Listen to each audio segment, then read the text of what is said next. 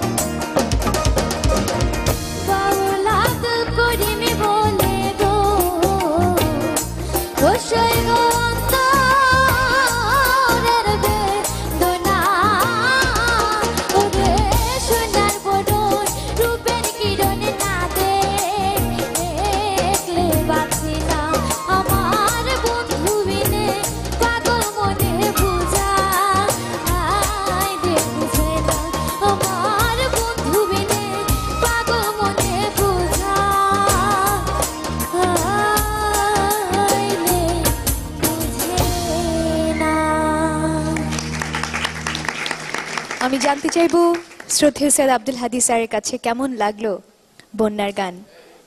বন্যা, জি স্যার। তুই তো সুরের বন্যা বয়ে দিয়েছিস মা।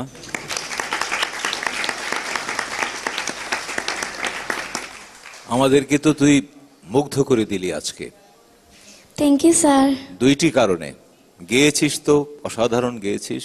এই বয়সে যে তুই এভাবে এমন চমৎকার করে, এমন সুরে, এমন তালে, এমন লয়কারি করে কি করে গাইলি, সত্যি আমরা অভিভূত হয়েছি তোর গান শুনে আজকে। এবং আরেকটি কারণ, তোর বয়স আমরা যতদিন থেকে দেখছি হয়তো 1 মাস কি 2 মাস বেড়েছে, কিন্তু তোর কণ্ঠের বয়স কিন্তু, তোর গানের বয়স কিন্তু 10 বৎসর বেড়ে গেছে। Thank you sir. শ্রদ্ধেয় সাবিনা ইয়াসমিন।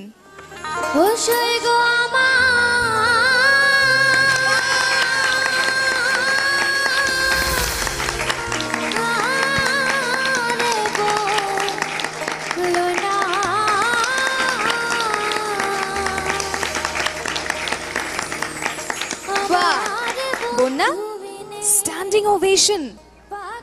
এখনো আরেকজন বিচারকের কাছ থেকে কিন্তু কথা শোনা বাকি আছে। আমরা জানতে চাইবো শ্রদ্ধেয় কুমার বিশ্বজিতের কাছে। বন্যা, গানের প্রথম লাইনটা কি রে? বন্ধুরে কই পাবো সখী গো, বন্ধুরে কই পাবো সখী গো। ওই পাবস্য কি, বন্ধু পাওয়ার সময় তোর অনেক অনেক দেরি। চিন্তা করে এত এসএমএস কি করবি, সেটা অতি জরুরি। আর এই মঞ্চে করে যায় একে একে সেঞ্চুরি, সাথে আমাদের দর্শকের মন চুরি। Thank you sir. দর্শকের মন চুরি করতে এসএমএস চাইতে হবে, তবে তার আগে তোমার মা এসেছেন, ভাই এসেছেন, তাদের সাথে চলো একটু কথা বলে আসি। ওর বাবা ছিলেন আমার শিক্ষক, ওনার কাছ থেকে আমি গান শিখতাম।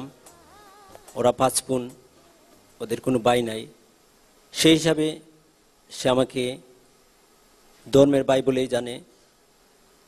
বন্যা এমন একটি ফ্যামিলির মেয়ে, পরিবারের মেয়ে, যেখানে ওরা 5 বোনের সংসার, কোনো ভাই নাই। ওর বাবাও আজ 1 বছর বেঁচে নাই। বন্যা গান করেই আজ থেকে 10 বছর আগ থেকে ওর ফ্যামিলিটা চালায়। যে বয়সে বন্যার হাতে কাগজ কলম এবং খেলাধুলার সামগ্রী থাকার কথা, সেই বয়স থেকে বন্যা হারমোনিয়াম নিয়ে গ্রামে গ্রামে গিয়ে জলসায়, পূজা মণ্ডপে গান গেয়ে তার ফ্যামিলি চালায়।